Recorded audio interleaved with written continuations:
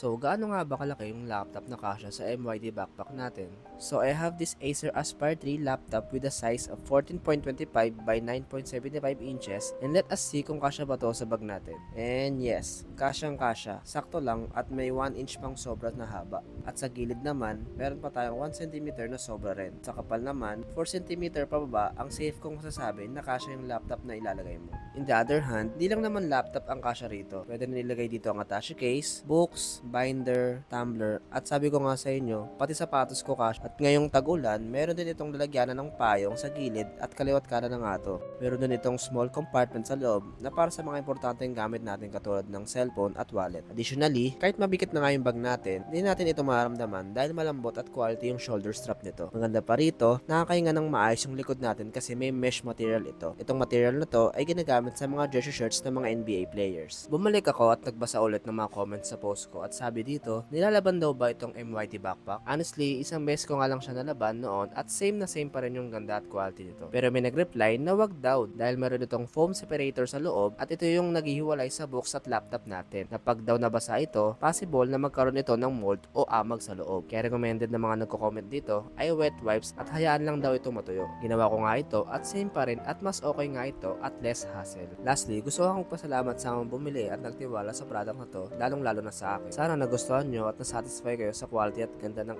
MYD backpack. Again, to check out, click the yellow basket below. Peace.